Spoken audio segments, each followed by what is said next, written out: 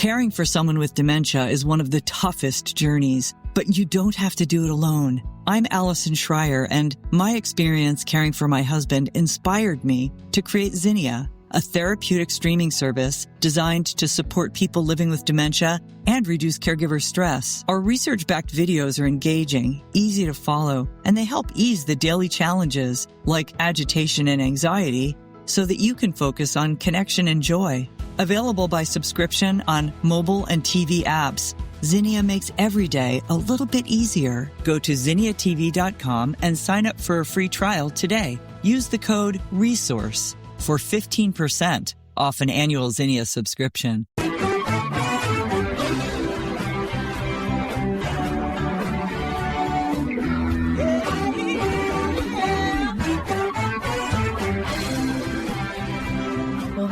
And welcome to Alzheimer Speaks Radio. I'm your host, Lori LeBay, and I'm so excited that you're joining us today. We are going to have a fascinating conversation as usual as we learn from people all around the world at all ages and stages of life. Stay tuned as we shift our dementia care from crisis to comfort. Here we go. What you think about, you will bring about.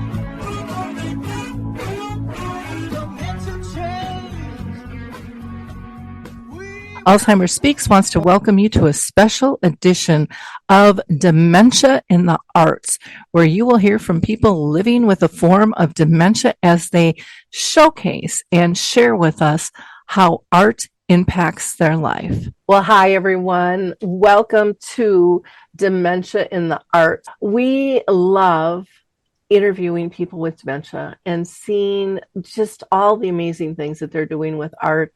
And it allows us to explore the world a little bit different. We look at it from the possibilities and the abilities versus, what has maybe left or changed. The artwork that people do, the variety is incredible. I think you'll be really inspired. So I'll start out introducing myself. I'm Lori LeBay. My mom lived with dementia for 30 years, and that got me into this space. I had no intention of being here, but I created Alzheimer Speaks to really come in and raise the voices of people living with dementia, as well as family members, because, back in the day, they weren't heard. They still aren't near enough, in my opinion. And I think it takes all of us at all levels, from the doctors and the researchers and the service providers and the families, and of course, the people living with dementia, to really make sustainable change. The only way we're going to understand it is to have open, honest conversations, and that's what we're going to explore today. So thank you for joining us. I'm going to have my co-host, Mary, introduce herself. Good morning. I am Mary Crescenzo, always happy to be a part of this program. I'm the author of The Planet Alzheimer's Guide, 8 Ways the Arts Can Transform the Life of Your Loved One and Your Own. It's a handbook for caregivers or anyone who wants to learn about this disease. I'm also, humbly I say, a recipient of the MAUDS Awards for innovation in Alzheimer's care. And I also am a public speaker and give workshops in creative writing for self-care for caregivers. Wonderful. And Wally is our guest today. So Wally, you want to give people a little background about yourself? Sure, thanks. And thanks for having me on. I live in Northern California. I'm a father of 3 and a husband of 1. And I was doing really well at work, and suddenly I wasn't. Things that had been really easy became very, very difficult, particularly in the area of executive functioning and sometimes remembering people.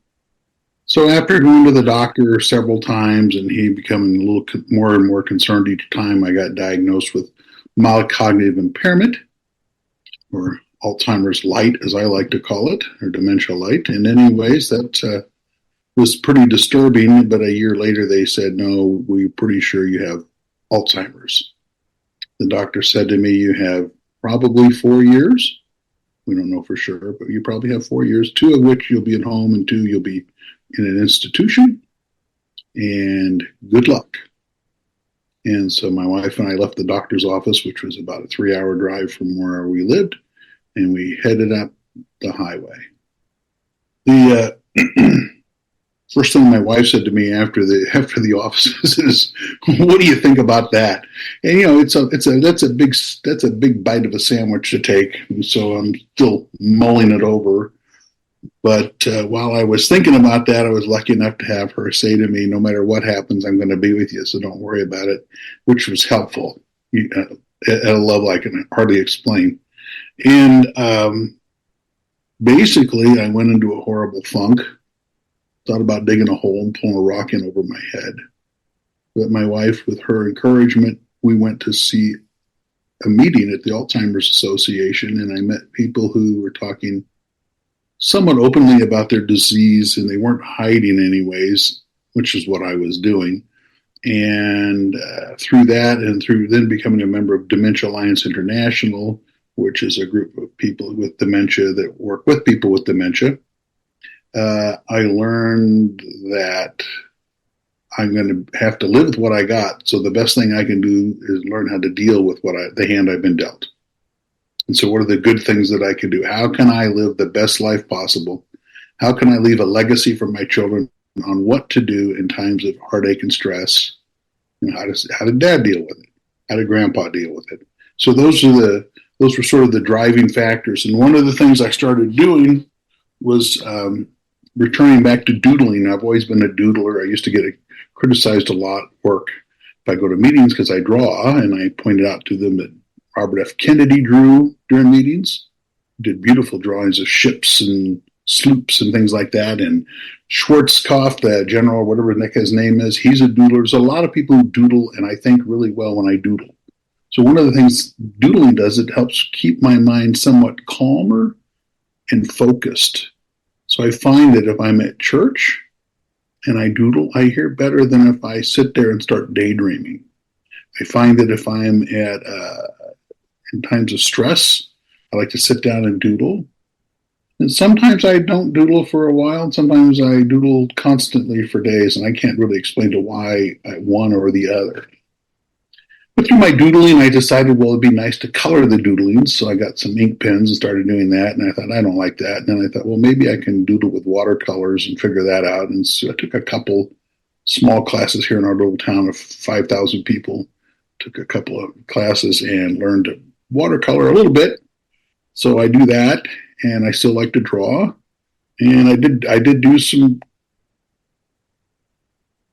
clay work. So, where you throw. So I did some of that for a while, but I found that for me, it's too complicated because there's a lot to throw in clay. Not just, I liked forming things, but I didn't like the process of having to, dry it, and then you have to remember how long it's been dried out, and then you got to put then you got to fire it, and I think here we go. I think you fire it or something, then you get it back out, and then you got to put color on it, and and with with ceramics, you put on a dark green and it comes out purple, and you put on gray and it comes out orange, and it's just like the colors are hard to figure out. But it was a lot of fun, but it was complicated, and there's nobody nearby. But I did a little bit of clay work for a while, and I really enjoyed that. So that's kind of where I'm at. I like to refinish furniture when I get a chance. I like to doodle and draw and paint. Sometimes I like to do it about things that are going in my heart, and sometimes it helps me to draw it out and help me sometimes explain it better than just using my words. But I find art has given me a path of peace, and it's meditative, and it's spiritual, and it's fun. So that's what I do. Wonderful. I have a couple of questions before we look at some of your art. One, do you remember what age you were when you got diagnosed originally? Well, I started having problems in my late 50s, and I got diagnosed, I think, this is hard, around 60, 61, and I had to leave work around 62 or 3 because I couldn't do it anymore. Mm-hmm. And the doctor who gave me this bad news had given me some wisdom earlier on. He said, if you get diagnosed, you can go on Social Security and get your pension and all that jazz, or you keep working, you make a really critical mistake. I was an insurance agent for 40-something years. I had thousands of customers, so a lot of paperwork and very complicated. And he said, you know, if you leave now, you leave on your own with benefits. If you wait, like my other patient did last month, you make a big mistake and you get fired. There you go. You lose everything. So as much as I felt like I could continue to work for a while, I had to quit. Okay. So how long have you been living with dementia then?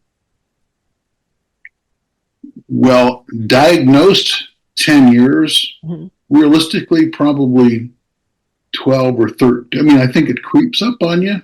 Mine's moving really slow. My dad died in a care home with dementia. I mean, he couldn't feed himself anymore. He couldn't, he didn't. I'd go and shave him, give him aftershave. He'd try to drink it out of his hand. It's like, geez, Pops, come on, but that's what he did. He lived to be about 88, and he had the same career I did at the end of his life, and he started having problems in his early 60s, and we noticed that he couldn't do like executive functioning. Now, his mother also died in her late 80s, early 90s from dementia, and she had started having problems in her 60s. So whatever I have, I think it's similar to what my dad and his sister and my grandmother and the rest of the people further back, they died from other things before they got old enough to have dementia. But I think that I'm on somewhat the same path. So I'll probably be okay to live independently as much as I do, which I'm married. I'm that independent. But I mean, I'll probably be where I'm really going to be in trouble probably in the next 6 to 8 years. I would say I probably got that much time, and then I'm going to be not able to really care for myself at any level. Is what I see coming. Okay. But it's in God's hands. Who knows? We always talk in our groups about you've seen one case of dementia, you've seen one case of dementia, and one of the heartaches that comes with the diagnosis is the seeming lack of concern or care from the care providers. Not the care providers, excuse me, the people who diagnose you, the physicians and stuff. It's kind of like, well, you got Alzheimer's. Good luck. And out the door you go. And there's no brochures, there's no follow up, there's no nothing. And when I went to the Alzheimer's group, the way they ran it normally was there was a group of people with dementia, and we were all in the earlier stages. Some people had frontal temporal or Lewy body or whatever, but they all had dementia, and the spouses or care providers, brothers, whatever, went in another room, and they kind of broke us up into groups to talk. And I know after I'd been there about 2 meetings, I said one day, the gal said, "Is there any questions?" I said, "Yeah." I said, "How many people here have thought about killing themselves when they were diagnosed?" And she had this absolutely horrified look on her face, and I looked around the room, and I said, I did. I gave it some really good thought. And slowly, out of the 12 people, 11 people went. So here's a disease you get diagnosed with, and the solution you come up with because of the lack of help is I should kill myself. Now had I done that, some people would have thought maybe that was the right road to go. That's 10 years ago. That's 10 years of loving my wife and my grandchildren and my community and myself that I would have missed out on because of the perceptions that we have of what it means to have dementia. Because you're washed away by the medical community at all. I mean, there are people that deal with the guys you go and talk to, and they tell you to fold the piece of paper and put it on a table. I mean, they're concerned for you. But it's understandable because a doctor gets a job saying, I want to cure people. And when you can't cure anybody, it's hard to see them. I'm sure it broke their hearts, and it's unbelievable. I mean, the guy that told me about my problem, we'd been somewhat friends for a long time, along with him being my doctor. So it was very difficult for them. Well, I So, think that's one of the yeah, things that'll be good today is we're gonna show some of the positive things. mhm, You've been living, 10, 12 years. My mom lived 30 years.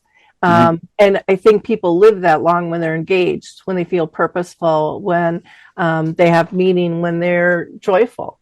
And you had talked about how the art calms you down. So why don't we look at some of your art? What would you like to share with us first, Wally? Well, I do all sorts of different things, but I sometimes, like when I'm in Zoom, because I go to a couple of Zoom things, I like to draw. So here's something I draw when I'm in Zoom. Zoom things.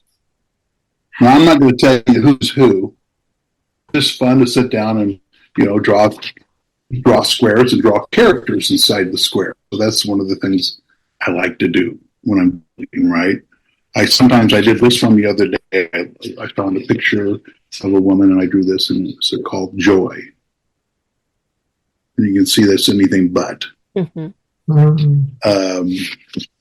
I also been working on this. I'm hoping to put up a booth someday at local events. I live in a small town of 5,000 people, and I've been here 46 years. And there's no health care. I'm in Northern California, and there's no health care in regards to dementia and these kind of things anywhere around here. It's a 2 or 3 hour drive to go to a group or talk to somebody. There's nothing.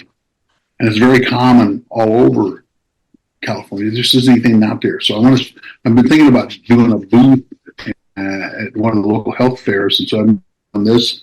This is my concept, is to have a booth, and it'll say every day is a choice.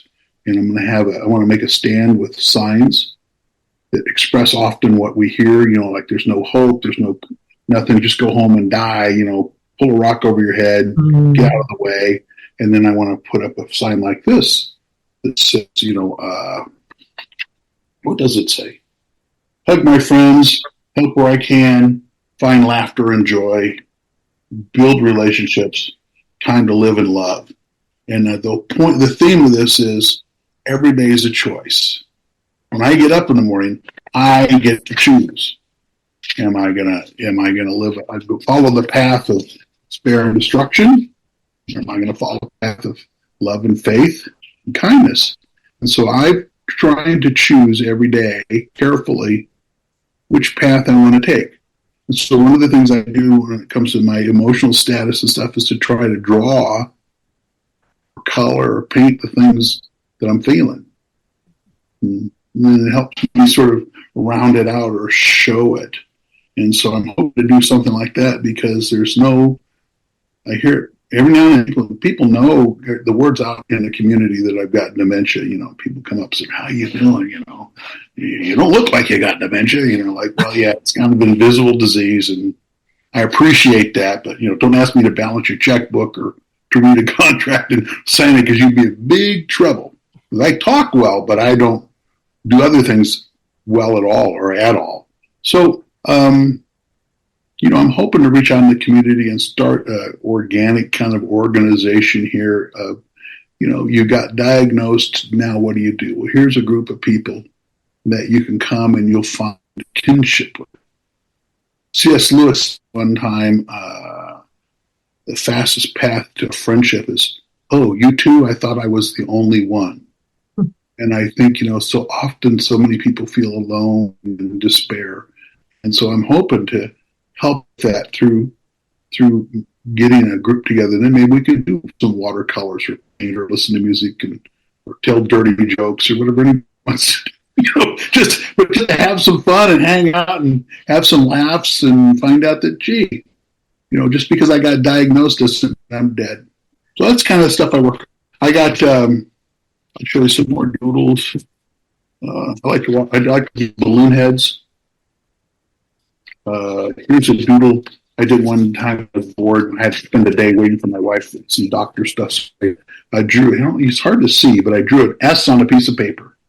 And then I drew houses, and then as you get closer, you can see that you got the Ferris and circus and trucks driving down the road and little vignettes of things happening. So and that all started with an S. Wow. Yeah, S and say, now what can I make out of this? So I'm going to draw a village. So, I got airplanes flying, hot air balloons, and a castle up here, and barbecues, and a guy's seafood truck broke down on the side of the road, and just to kind of, like living in town. While you're looking, I'm going to have Mary just make some comments because she's our master artist and on what you're seeing. I'm just fascinated by all of this, but you're the pro. Yes, I am too. I just want to speak to that S concept. That's called an open-ended exercise that you gave yourself. And sometimes it's good to just start with something on the page and see what happens. It's not always successful if I'm working with a group of persons with dementia and if I say, okay, draw this vase. I mean, that for various reasons, for some people, the observation or the motor skills, it may not work. But if I start with a page that has a circle on it and everyone gets that to start with, then the creativity individually is allowed to flow. So that S is a perfect example of that. It's something to hold on to when you start, because a blank page can be scary, but it allows you to open up your own individual creativity. And I love, otherwise I love everything I'm seeing with the little tongue-in-cheek concepts and just, it's a doodle, and a doodle can be amazing. I did it myself when I was a child on the side of my margins for all my homework. And my mother was like, why are you doing that? You're not supposed to be drawing. I'm like, I don't know. I like it. And so what you said was it helped me think. It's a way that I thought. So keep showing your work. I'm so interested to see more. Caring for someone with dementia is one of the toughest journeys, but you don't have to do it alone. I'm Allison Schreier, and my experience caring for my husband inspired me to create Zinnia, a therapeutic streaming service designed to support people living with dementia and reduce caregiver stress. Zinnia offers research-backed videos intentionally created for people with dementia, engaging, calming, and easy to follow. Whether you need to ease agitation, create moments of joy, or make daily routines smoother, Zinnia is here to help. Family and professional caregivers use our content to turn challenges into opportunities for connection. Accessible by subscription on mobile devices and connected TVs, Zinnia is simple to use whenever you need it. Because when caregiving feels easier, life feels better. Go to zinniatv.com and sign up for a free trial today. Use the code RESOURCE for 15% off an annual Zinnia subscription. Here's a...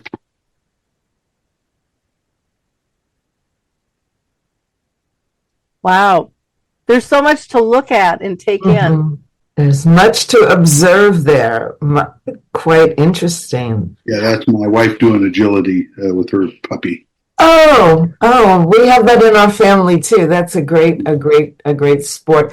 I think you said you did some watercolors too. Do you have any of those you can show? Sure. I will show you in a minute. This is Reimagining Dementia. We did a musical thing on Reimagining Dementia, so I did people singing. Oh, nice. Cool. So in watercolors, let me see what I got. I did most of my better work is either hanging on the wall in the house, or I gave it to my kids or give it to friends. I've sent people stuff. I mean, I don't know, but they like it. I don't know. It doesn't do anything to me, but there's a watercolor I did of a landscape. I love that. And let's see. I like to do flowers. I do lots of flowers. I like different ideas with flowers, like ink and watercolor. So there's one I did. Oh. And did you use pen also, like pen and ink? And that's nice. So I did the watercolors, and then I drew in petals, and then I drew lines in here, sort of fill in the spaces. And what else have I got? Here's one we did in our class. I did a turtle. And I like things. One of the things I have to learn is, when you're doing art, is when to stop. Sometimes it's hard to know when to stop, and then you end up ruining it. And the other thing is to quit trying to make it perfect, because it's in the imperfections of the different kinds of beauties. Lori, what did you think of the last one with the purple? I see an image, but it could be my imagination. Yeah, Which one? that was the turtle. Can you hold Yeah, that The back? purple one? I think so. Yes.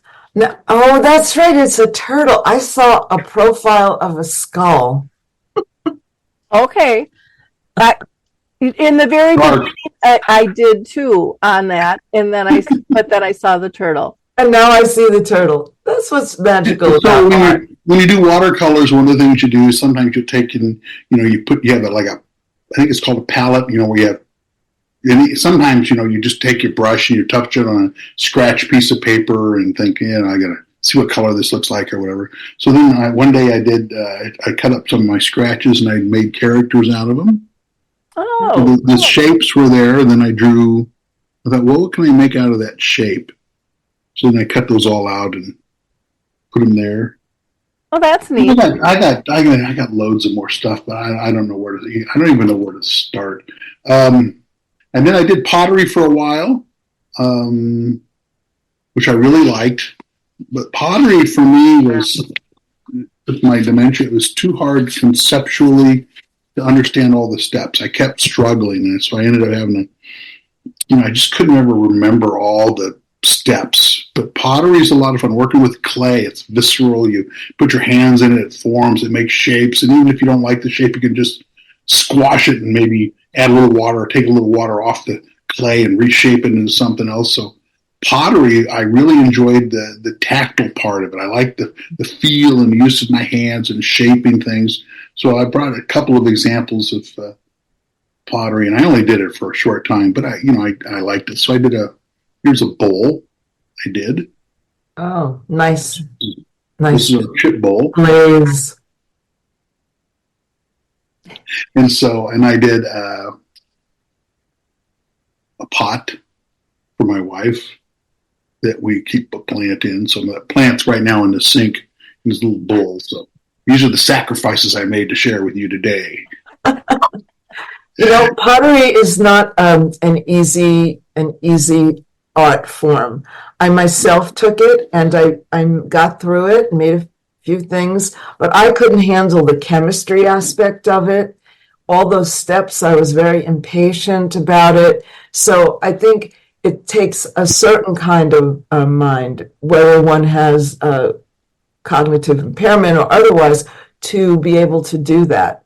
And I kind of was in the same place you are. I liked it, liked the clay, but it was too technical for me. It's you got to let it dry. You got to do this, you got to do that, and it just got to be where it was more than I could stand. So I just thought, well, if I'm not having fun, then I'm not going to do it. And I was having fun, but I wasn't having as much fun as if I just sat down and doodled and drew. So, that's kind of where that. Here's one of my favorite doodles.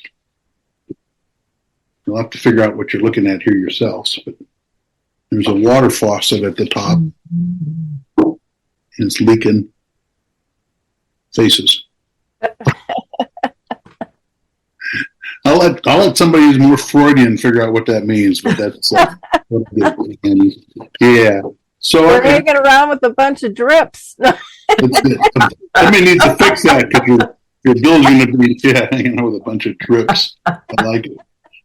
So that's kind of what I've done. I mean, I have probably several hundred things I've drawn or painted or done. I got a few things hanging on the wall in the house. I did a giraffe for my wife. She wanted a giraffe, and I got that hanging in the house somewhere. That's it. I do have a question, if I may. What is the hardest thing about getting started in doing art, and what's the easiest thing for you? And everyone's different, but I'd love to hear your thoughts on this. I think the hardest thing, believe it or not, sometimes is just carving out the time to be quiet and sit down with my art. I find it so easy to get caught up in watching newscasts about things I have no control over. and that affect me emotionally, and I waste my time on just silly stuff sometimes. And then I think I should be doing art because it gives me peace. The news doesn't give me peace, So I think making a decision that you're going to do it, and to sit down and do it. And I think if I was going to tell somebody how to start, I would say, I want you to sit down and draw a perfect circle. That's hard to do. And then once you have a perfect circle, I want you to make it into a ball. You have to shade it. The light coming down. So it's bright on one side, dark on the other side, shade it. So make it look like a ball by just shading it. And once you've got the ball, I want you to draw a shadow underneath the ball, because if the light's hitting the ball and it's bright and it's round, there's going to be a shadow on the other side, and there's going to be a little bit of light around the edge of the ball. And I mean, find something like that and practice just simple shapes, squares, and how do I make a square into a box, and how do I make a box into a television set, and how do I, and then you can go online and look too, and there's things in there talking like if you want to draw faces. So, you draw an oval, and then, you're about 1/3 down is your eyeballs, and about 1/3 down is your mouth, and you squeeze a nose in there somewhere. And some people have lots of Craigs and wrinkles and bags. Some people are very smooth-faced. Babies have small little mouths and great big eyes. So if you go into on the internet and you look at how to draw, there's so many people on YouTube and things giving you hints and ideas and stuff that's fun. And if you can't draw, collage. Get pictures, get some magazines from some friends, we're done with them, and make a collage of a garden and flowers, or make a collage of houses, or make a collage of faces. If you can't collage, there's art in cooking. Learn how to cook well, and how to bake, and how to decorate cookies. One of the things I love to do at Christmas is decorate cookies. And we get the sugar cookie, whatever you call it. My wife makes, they have nothing on them, and then you make different colors, and you decorate them, and do stuff like that. Make ornaments for Christmas tree. When you were a little kid, you get the construction paper, I think it was called, with the different colors, and you cut it in strips. You make little rings with tape, and you make a string of rings and hang it on your Christmas tree as a decoration. You can paint little plates and hang it in your tree. If you stop and think, if you just go in, if you look around you, flower arranging, gardening is an art. There's art all around you. The beauty of nature, God's creation is art, like unbelievable art. The thing is to remember too is that it's not, trees aren't perfect. Nothing's straight in nature. So curves and crooked things and stuff, that's all okay. If you want to do nature, that one of the things you want to avoid is straight lines, unless you're drawing a boat or a dock or a house or something like that. So I think there's, some people are too hard on themselves, and somebody might not like it, or somebody will laugh. Well, I've thrown a lot of stuff away. I get done and I look at it and go, nah. Because I love it. Well, I hate it. It's my art. So if I don't like it, I'm chucking it. And I know that she's actually gone a couple of times and gotten stuff back out of the trash, and I made a pile of stuff. I'm done with this, and I throw it out, and I find out she rooted around it, and there it is. You're giving it to one of the kids or something. And the other thing is when you create is share. Sharing's important. And, if you make strings of popcorn and cranberries and little creative strings of garland for your Christmas tree, that's a big deal. So when your friends come over, you say, look what I did. And you know what? 99% of the people are going to appreciate it, because it's like, hey, that's pretty cool. Or I remember doing that when I was a little kid. So there's so much you can do that doesn't have to be this. Yeah, that's art. That's really hard to do. That's why I quit doing it. It's hard to do. And I got to the point where it's like, I can do it. I'm pretty good at it, considering I'm a novice. This is like the third thing I ever made. This is like the second thing I ever made. And it's hard. Trust me, if you ever try to throw these things, it ain't that easy. but it was so much work and it was so stressful. And even though I was fun, I would disappear in it for hours trying to create things. And then after a while, I'm like, it's not feeding my soul. I got to do things that feed my soul. I think that's a really important statement. Things, you can get into them, like you said, but if it's causing you stress, the whole thing that Mary and I hear over and over and over again from people is something you said is, art gives me peace. It gives me a calmness. People talk about their symptoms kind of melt away and they just feel like in the zone. And sometimes their care partners have to like yank them out to eat. Go, come on, it's dinner time. Yeah. Because you're taking a job. I over the last few years, some people have said, you should be selling this. I said, well, then it's a job. I don't need a job. I don't want to sell stuff. So what I do is when somebody really likes something I made, I give it to them. Yeah. And then I take a picture of them accepting it. So I got dozens of pictures of different people I've given my art to, because then when I share a little bit of me, and there's a little bit of Wally hanging on their wall in their house or whatever, and they're happy and I'm happy, and I don't have a job. So if I don't feel like going out and making something, I don't have to do it. And even going to a yard sale and finding a little bookcase or something and painting it white and then painting flowers on it, or paint little colored squares on it or something like that. That's art.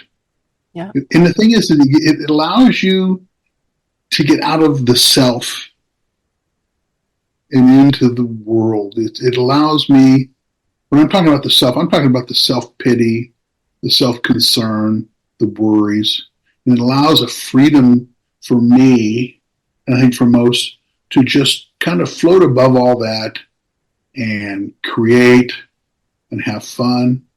And when you're done, if you don't like it, throw it in a garbage bag and chuck it out. Nobody says you got to keep it. The fun of art's the creation. Once I'm done with it, I could care less. I don't, somebody wants it, take it. My joy was in creating. My joy isn't in keeping. Well, one of the, I think, obstacles for many is that they don't think that they're able to, that they're good enough, and the ego gets in the way. And so you mentioned a lot of alternatives that they could try, but I guess I would just like to bring up the doodling again, because that's freehand. There's no wrong. There's no right with that. It's funny because you mentioned, Wally, how, it helped you concentrate. Mary, you said the same thing. Me too. I've stopped doodling. I used to do it all the time in high school and college and stuff. And in meetings when I was younger, and now I'm 65 and I don't do that anymore. But I found great comfort in that. And I found a raised awareness or ability to kind of take in my surroundings as well. If it was learning, or if it was like listening to music, might get you in a different mood or change the mood that you're in terms of creating and stuff too. So, there's all different forms. We're kind of talking about physical creation, but there's also, singing and writing, and it's endless. You mentioned cooking and gardening. There's a lot of things we don't totally look at the beauty. And to me, art's about beauty and expression. And there isn't any right or wrong. Maybe it's going to go out, here in Minnesota, where fall's going to hit one of these days. I don't know. It's still pretty nice here, but it might be going outside and just picking up leaves and making a collage or something out of different colors. We had Dale Lattimore on with us, and Mary and I were just like, she can turn anything into art. I mean, it was just amazing, or Gail Gregory over in the UK, where she'd see a tuft of grass on a sidewalk, and then she would draw, and all of a sudden that tuft of grass was somebody's hair, and it's endless. Possibilities are endless. So I think one of the things that I would really like to encourage people is to get creative. I think we've stifled creativity, and creativity expands abilities. And I think that that's just so beautiful. The biggest enemy to art, telling, there's very little in here or on TV that enriches your life and builds your soul. There's very little. There's some. If you go look really hard, but very, very little. Who cares what somebody posted on Facebook? The difference you got to make is in your life and in your heart and how you radiate out towards others. It starts with you. It's like change starts with you. And, and the best thing you could be on people to you is be light and to be peace and be love. And people look at you and think, how can you be diagnosed with this and feel the way you do? Well, through art, through faith, through meditation, through self-actualization and examining what am I doing. I am addicted to YouTube. I love getting on YouTube, and I watch shows about, pulling cars out of ditches. There's one where this guy mows lawns for people for free. And so he sets up a camera and he knocks on the door and it's a little lady, I can't mow anymore. My grass is so high and the city's yelling. I'll do it for you for nothing. And he goes out and he mows the lawn. It's like 35 minutes long. I find myself there. Watch the whole show. Oh, he cut that grass over there and he trimmed that edge. I don't know if I would have done it that way. And I'm watching him, and I'm thinking, I got done. I thought, what am I doing? I don't have that much life left to spend watching somebody mow the grass. But I'm doing it. I'm like, holy cow. How stupid can you get? My wife's over there going, I told you this is dumb. Well, yeah, but when I was in it, but I mean, it sucks you in. It's a soul sucker. But on the other hand, it's about kindness, helping somebody out. I enjoyed that. Her expression and everything was neat. It was a really good idea. And I mean, again, if you can't do art, do you have a neighbor that needs their grass mowed or their flowers cut? I mean, do you? Yeah. There's the art of love. Mm-hmm. There's all kinds of love. You have and what I think is in Greek, you have philos. That's brotherly love. I love Lori. She loves me. Not in an eros way, which is erotic love. I mean, it's just we love each other, right? There's love for each other because you learn. That's love. And then there's like agape love, where you give out your love and you expect nothing in return. Mm-hmm. It's just generous. You're just a person who just gives it out. You want to change things in your life? Practice some agape love. Don't expect anything in return. Just go out and love on people. Caring for someone with dementia is one of the toughest journeys, but you don't have to do it alone. I'm Allison Schreier, and my experience caring for my husband inspired me to create Zinnia, a therapeutic streaming service designed to support people living with dementia and reduce caregiver stress. Zinnia offers research-backed videos intentionally created for people with dementia, engaging, calming, and easy to follow. Whether you need to ease agitation, create moments of joy, or make daily routines smoother, Zinnia is here to help. Family and professional caregivers use our content to turn challenges into opportunities for connection. Accessible by subscription on mobile devices and connected TVs, Zinnia is simple to use whenever you need it. Because when caregiving feels easier, life feels better. Go to zinniatv.com and sign up for a free trial today. Use the code RESOURCE for 15% off an annual Zinnia subscription. Do things for people. That's an art in itself. Everything around us is art. I love that statement, and it's so true. If we look around, we see that nature creates art, etc. And I know that I am feeling very, very certain that people who are listening and watching basically first got the first fundamentals of an art lesson, and thank you, Wally, for that, because that was really great in finding ways to start small and grow big. Mm-hmm.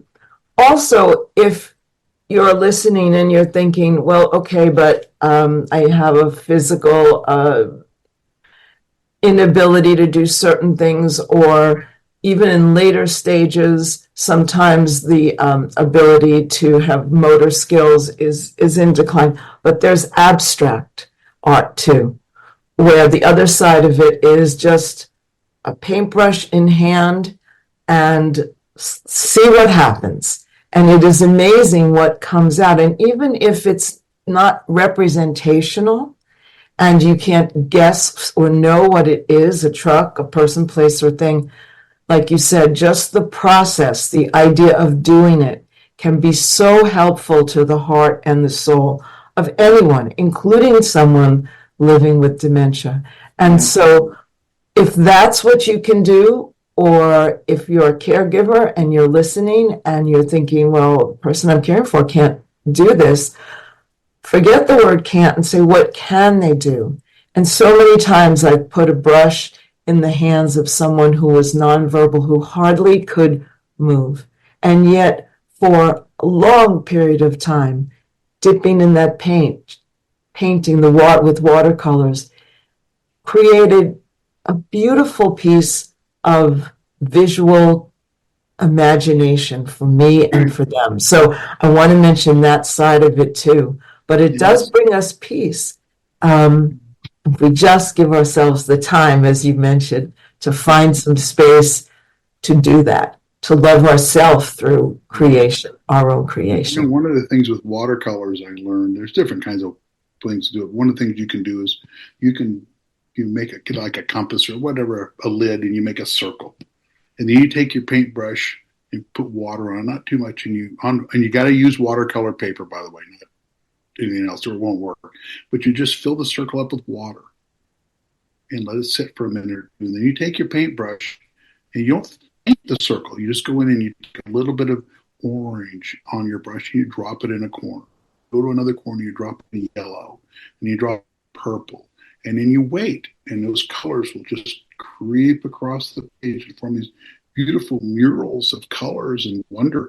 And it's fun to see, like, you can take and try to make, different colors of orange, a little orange, a little yellow, orange, a little more yellow, and then another yellow, and drop them in and let the colors blend. And that doesn't take a whole lot of skill to take a lid, draw a circle on a piece of watercolor paper, paint water on it, just water, and then just drop color in different spots. Watch how far it goes and let it travel. And it travels for a long way sometimes. It's kind of incredible. You can drop in light colors that you diluted with water, or colors that you basically almost took right out of the paint tube. Yeah, and just the physicality of repeating movement with your hand, with your eyes, is a meditative moment. And watching the colors move and blend, it's just kind of, you can set it aside, come back in an hour after it's dried and think, that's interesting. I had no idea it was going to look like that. So that's fun, and that's art. Well, one of the things that we've heard from people, that we've interviewed over time here is how they adapt as their symptoms change. So like Toby Hayworth, he has always had a studio, and he really did a lot with oils, but with his tremors, that was getting too difficult. So he, puts his paint on the canvas, and he takes a plastic grocery bag and he just smears it around. And it's just amazing, the textures, the colors. You were talking about doing the abstract art, Mary. You might not be able to tell what it is, but you'll feel an emotion from it. Mm-hmm. So you'll be able to tell from brush strokes if they're happy or sad or frustrated.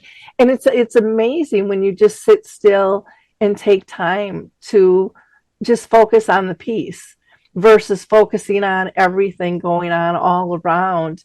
And the discussions that you'll have, we've had discussions many times where it's like, well, I see this and I see that. And I say, well, and now all of a sudden you're seeing what other people see from different angles in a piece that you didn't see prior. So like my skull turtle. Yeah, your skull turtle. Yeah. So, it's very interesting. I do want to mention a couple of our partners, Dementia Action Alliance. They have a Facebook page that you can check out. People, are encouraged to go ahead and post their art there. We also work with Forget Me Not, which is a Facebook page created by Harry Urban, who's been living with dementia for 20 years now. And they're just wonderful to work with. And then Twiddle. Twiddle is actually a sensory aid company, and they've created these muffs to help people reduce tension. Works great, especially around sundowning. But I tie that in because art is very sensory. in many different ways. It could be music, it could be photography, it could be taste with cooking, it could be physical with your hands. I mean, there's all different types of sensory things. But what art does is calm you down, and that's what the Twiddle products do as well with that. And so I think it's just getting people to expand and think bigger and not be afraid to express themselves, but to be proud that they're a creative being and know that there are many of us out there that appreciate, other people's artwork. And we love it when people share their artwork with us. So, Mary, do you want to kind of tell people how they can join us if they're interested? Yes, thank you. Absolutely. So if you're watching and you want to be a part of this show and you're living with dementia and you're creating art of any type, as we've just explained, so many different forms, please contact us, and we'd love to talk to you and see, what you do, how the art helps you, as well as those around you, because you can collaborate with your family and your children in your family and your care partner.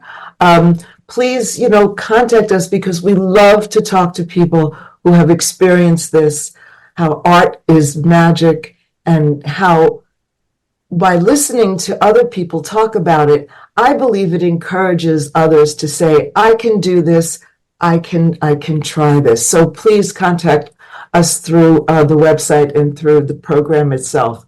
We'd love to talk with you. Great. Thanks, Mary.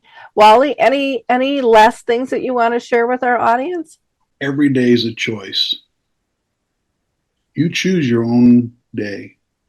Are you going to wake up with goals? Are you going to wake up with happiness, joy? Yeah, I know it's tough sometimes. Are you going to wake up with bitterness and anger? Are you going to spend your day watching television shows that make you upset, like the news? Or are you going to spend the day perhaps out in the garden picking up some flowers and making an arrangement? All these are choices that you make. They have a profound effect on how your day goes and how your heart feels in your life. So think carefully, because you only have so many days left, and don't waste them. Get out, find things that you like to do, love on each other, be at peace. Wise words, Wally. Thank you so much for sharing your art with us and your philosophy of living life. I think that that's really important. I also appreciate you talked about your journey and how, you kind of started out from the doctor with a death sentence, and you just said, I'm not going to accept that. And art has really enhanced your life, I think, in many ways. And it's enhanced ours as well. So art is much bigger than ourselves. And I think that's something we have to learn more, just like dementia, in my opinion, is not a disease of one. And people will say it's a disease of a family. And it's like, no, it's a disease of society. And together we can be better. Mm-hmm. And art is a powerful, powerful tool that I wish they would start doing some social prescriptions for. Instead of just pushing a damn pill all the time at us that, has side effects. This has no side effects, and the options are limitless, and the benefits are enormous. I've not heard from one person who's tried art that, felt like it was a deficit to them. They learned something, and maybe, like you, maybe pottery wasn't their thing. But then they found something else because they're around other creative people, and they open that door to expand what they're able to do. And to me, that's just extremely important. So again, Wally, thank you. Mary, any last words you want to pop in with? I just want to say that these lessons that you're speaking of in general for life lessons are life lessons for all of us, no matter where we are, no matter where we are in our lives. And as I always say it, because it's always true, I'm always learning from all of the artists that come on. I'm learning about myself. I'm learning about the world. I'm learning the power of art over and over and over, even though I believe in it. And so today you've given us so many wonderful things to think about in terms of life and how to live it, even living when one is living with dementia. Thank you. Thanks, everybody. Until next time, again, you know how to get a hold of us. We'll have all our contact information in the show notes. But again, on the screen here, you can go to alzheimerspeaks.com, go to our free educational resources where you'll find all kinds of things, including Dementia in the Arts. Bye now. Bye-bye.